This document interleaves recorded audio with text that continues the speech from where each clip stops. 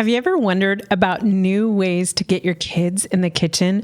We have with us today Chef Kibby, and he's going to show us how to connect with our kids in the kitchen.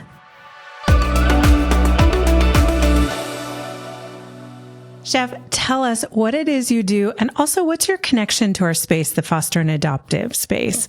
Absolutely. Well, first of all, thank you so much for having me. I'm really excited to have this conversation with you and to share what God has taught me through my journey, both as a professional chef and a culinary instructor, but also as a biological, foster, adoptive, and kinship dad.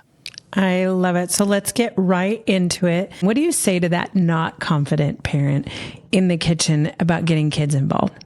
I will say once again, I am a professional chef. I have taught teams of people how to properly cut onions and to peel carrots and make a bolognese and how to properly cook risotto, all of these things. And so you would think, being this person who professionally teaches people and taught a culinary school, as a matter of fact, as well, that this would come naturally to me. Well, guess what? It didn't. And you want to know why? It's because when I come home, I want to be safe. And especially during that really difficult and dark time in my life when I felt like God had taken so much from me, I wanted to be safe in that kitchen. The kitchen was the one and only place in my life during that season of my life where I felt comfort, where I felt secure. Now, that may not be the same for you. You may feel very insecure in the kitchen, and that's even more reason that you don't want to invite any more insecurities into the kitchen with you.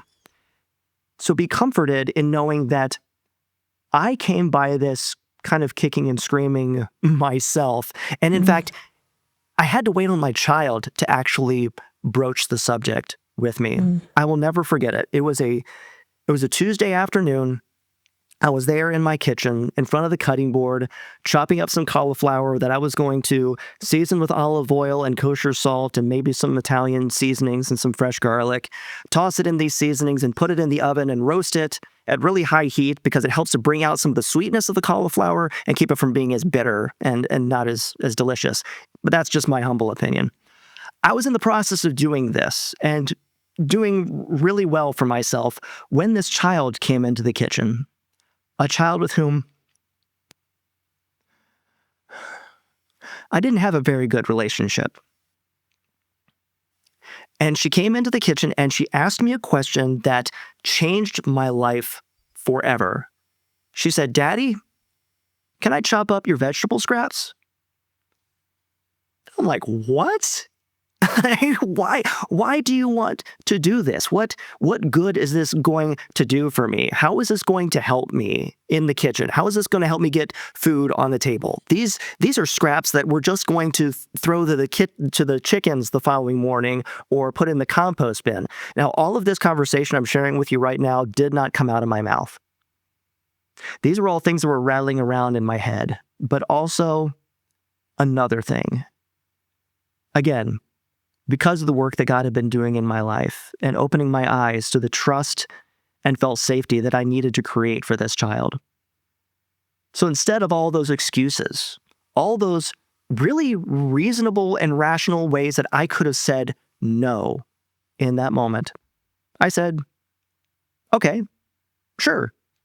Let's get you an apron and a cutting board and grab you a knife that's appropriate for your level of skill at this particular moment of time. And let's let you do it." And it was in that moment and in many other moments to come that helped to rewire my brain, not just hers, my brain, to understand the place that food and feeding and preparing and serving food to others is supposed to take in our lives. The way that I believe God intended from the very beginning. He used preparing food as a way of demonstrating love and a desire to connect with another person from the very beginning. What is the first thing that God showed Adam? Like, here is the garden. Here's where you can eat. Go, take it. Like, it's yours. eat. And then when you get down to Revelation and he shows the new heaven and the new earth, what does he say? If you're thirsty, come and drink. Like from the very beginning to the very end, it's all about hunger and thirst. And when I began to see that, I realized that this thing that we're doing, this eating thing and cooking thing, is more than just about what we put in our body. It is about the relationship with not just the food and the God who prepared that food or provided that food to us, but the people who are preparing that food and the people we're sharing that food with. And if you can begin to see that, you begin to see your act of preparing food for your children or with your children in a completely different way. And it moves the goalposts. It's no longer about making this beautiful plate that I can take a picture of and share onto Instagram. It's about looking across the table at that other person. Maybe it's your partner. Maybe it's your child. Maybe it's a disconnected child that you're trying to connect with. And you see them eating something that they helped to prepare. And they look across the table and look at you. You're putting something into your body that they helped to prepare. And the level of psychological influence that can and will have in them and in you, there's nothing that tops it. Absolutely nothing.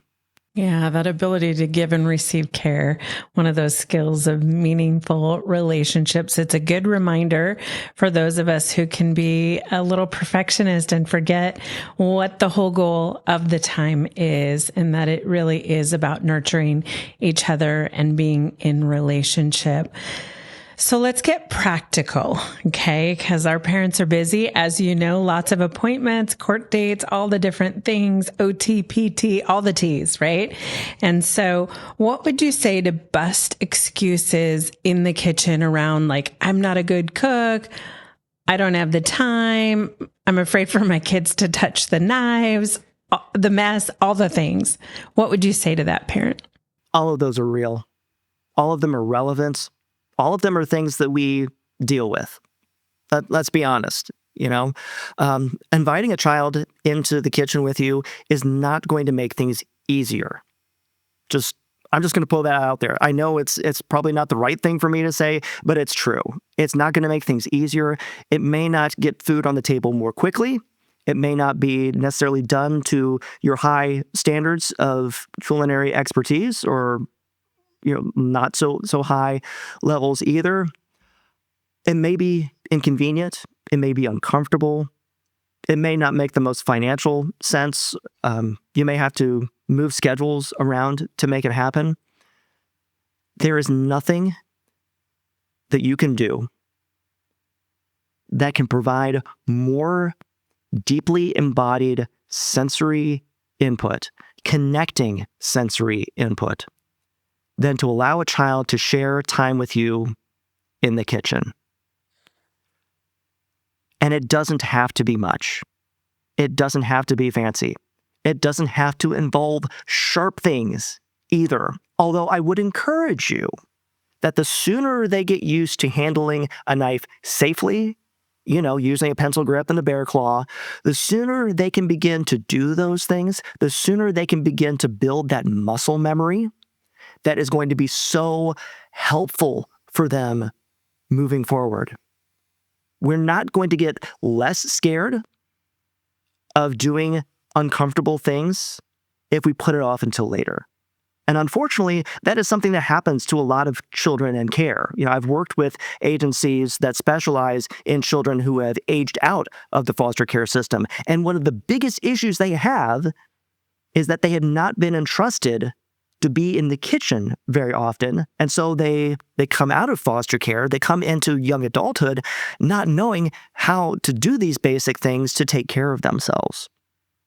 And so I'm not saying that you have an obligation to do these things, but you have a great opportunity. And again, it doesn't have to be much. The most life-changing experience I had with a child in the kitchen was chopping up vegetable scraps that ended up being a salad for the chickens the next day. It didn't help me in one way, shape, or form prepare or serve that meal that night, but it helped us connect. It helped her to connect with me, and also with herself. Dexterity, learning to control their body. Those are things that all children could use a little help in doing. And it helped me to rewire my brain around her and to begin to look at the things I'm doing in the kitchen, whether it just be, chopping up some broccoli florets or peeling a carrot or rinsing some celery or setting the table. All of these things are important and necessary for us to be able to have dinner this evening.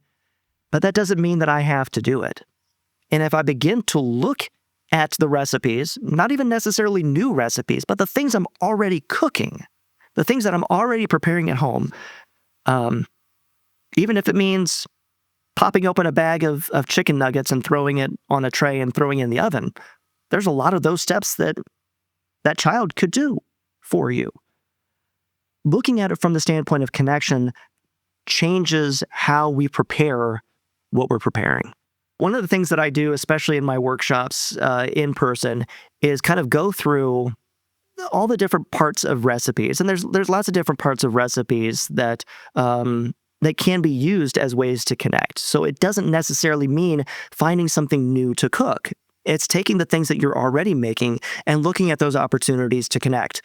The first one being gathering up your mise en place. It's a French term. As chefs, we use lots of French terms, and I don't know why I'm using that really bad accent. Mise en place means everything in its place. So that means gathering up your ingredients. If the recipe calls for an onion, I got to grab the onion from somewhere. So you can send your child to the pantry to get the onions. It could be gathering up the pots and pans, the utensils, the ingredients from the refrigerator, from the freezer. It means that you don't have to run around nearly as much. And kids are young, they're full of life, they can run around a little bit. But in the process, you can make a game out of it, make it fun. Can you find the celery? Can you find the bread? Can you find the allspice? All of these things that become kind of gamified, but also in the process, you're teaching them what these ingredients are, what they look like, where we store them, where we put them away, the importance of putting things back where they belong so we know how to find them next time. Wouldn't we love that lesson to carry over into their playroom? I know I would. Yeah, for sure. You're hitting on. Recently, we had a playful night. Not intentionally, my kid was reading me the recipe off my phone. And what I didn't realize is she didn't read it to me in order. She kind of stepped down from step 4 to step 7. And we had a lot of good laughs about it when she got to the next step, because I was like, order actually matters, just so you know. But she thought it was the funniest thing in the world. And it's kind of become a game of guess which order that the recipe's coming into you now. If our families just wanted a simple skill or a simple thought process that's going to have the most overall positive impact, connecting as a family in the kitchen, what would that be? As important as it is to get the order of operation correct when you're going through a recipe, these are steps in a process where you're taking something that you can't put into your body. Things like raw flour, raw eggs, milk you could put into your body. But yeah, many of the ingredients that you're bringing into the kitchen are not ready for connection with you. They're not ready to be brought close. This process that you're going through of cooking is taking disconnected things and connecting them in such a way as to take things that would not be ready to bring close, and with your loving, compassionate care and hopefully a good recipe, bringing these things to a state where you can bring them closer than you're going to bring anything else in your life. You're actually putting it into your body and in a strange sort of metaphysical sort of way, becoming a part of you. That is what we have the opportunity to invite these children into. And that matters. That matters because these children have had the reverse happen to them. They were connected, even if it was an unhealthy connection, and even if it was a connection with an environment and a person who may not have been healthy for them during that season of their lives. We have an opportunity, you have an opportunity to take a simple basic meal on a Tuesday evening and understand it for what it truly is and what it truly can be. And that's an opportunity to take disconnected things and disconnected people and to connect them. When you begin to embrace that, when you begin to embrace this idea of this hunger for connection that we have, that we desire peace in our bodies, and sometimes we have some messed up ways of expressing it because we don't know how to do anything else, you begin to see yourself differently and the role that you can play in this child's life differently, and the role that feeding them and taking part in the process of preparing and serving food with them and to them in this whole new way that opens up so many doors, whether they end up staying with you and becoming a part of your forever family, or maybe they just stay for a few days. Maybe it's a few weeks or months, or in my case, almost 3.5 years.